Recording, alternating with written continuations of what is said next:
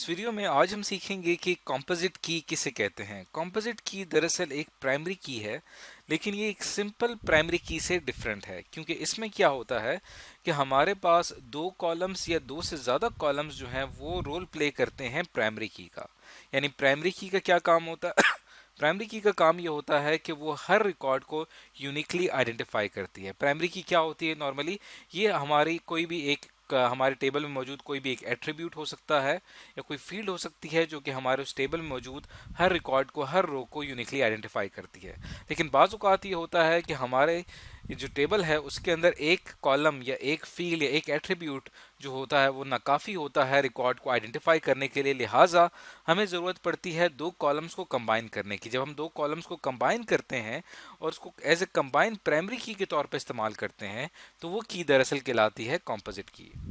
अब यहाँ पे बात हमें तब समझ में आएगी जब हम यहाँ पे एग्जांपल देखेंगे। पहले हम यहाँ पे देखते हैं कि हमें प्राइमरी कंपोजिट की ज़रूरत क्यों पेश आती है, और इसको हम समझेंगे एक एग्जांपल से। मिसाल के तौर पे यहाँ पे आप देखें कि ये एक एग्जांपल है यहाँ पे, जिसके अंदर ऑर्डर की डिटेल्स मौजूद है। यानी एक किसी भी कस्टमर ने एक ऑर्डर किया है, उसकी आईडी का एक कॉलम यहाँ पे आपको एक नज़र आ रहा है जिसमें उस ऑर्डर की आईडी मौजूद है।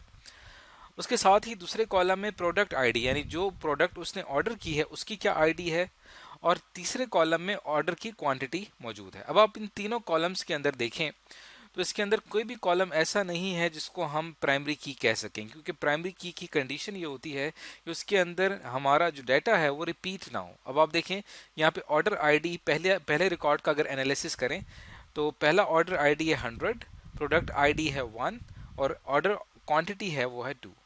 अब अगर दूसरे रिकॉर्ड का एनालिसिस यहाँ पे करें तो हमारा वही ऑर्डर आईडी है, लेकिन प्रोडक्ट हमारी डिफरेंट है। ऑर्डर देखें सेम है यहाँ पे, लेकिन प्रोडक्ट जो है वो यहाँ पे डिफरेंट है।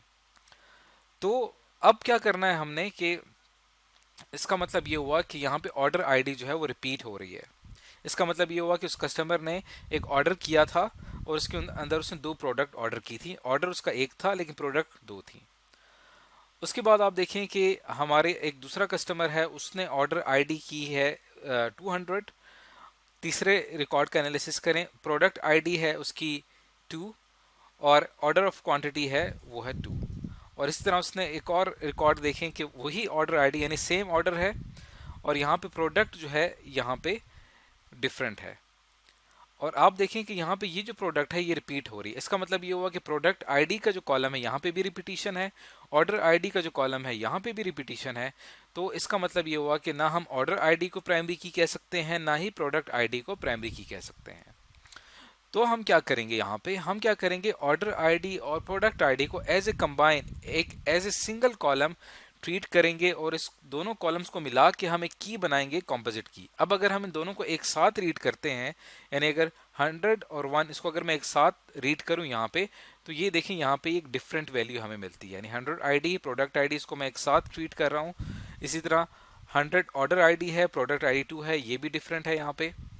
इसी तरह इनको अगर मैं एक साथ ट्रीट करूँ, 200 ऑर्डर आईडी है और 2 जो है वो प्रोडक्ट आईडी है, और इसी तरह 200 हमारा ये जो ऑर्डर आईडी है और प्रोडक्ट आईडी भी यहाँ पे 1 है। तो यहाँ पे चारों वैल्यूज जो हैं वो डिफरेंट आ रही हैं। इसका मतलब ये हुआ कि यहाँ पे हम इन दोनों कॉलम्स को एज जोड़ के एक कॉम्पोजिट की बना सकते हैं, जो क्या करेगी कि हमारे बाकी रिकॉर्ड को आइडेंटिफाई करेगी।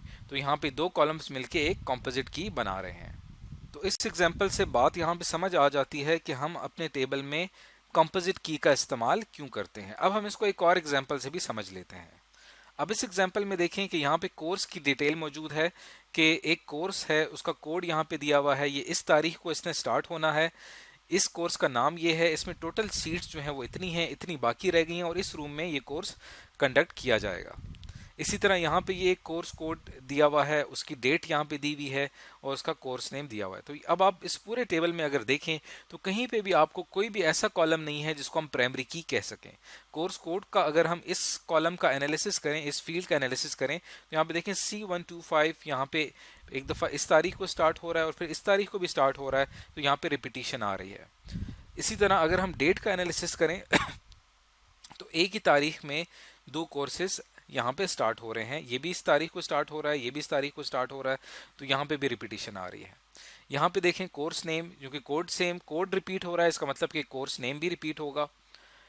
और इसी तरह बाकी जो कॉलम्स हैं वहाँ पे भी रिपीटिशन एक्सपेक्टेड है। तो रूम्स भी यहाँ पे रिपीट हो रहे हैं। तो अब यहाँ पे हमारे पास जो ओवरऑल सिचुएशन है, इसके अंदर कोई भी कॉलम ऐसा नहीं है जिसको हम प्राइमरी की कह सकें।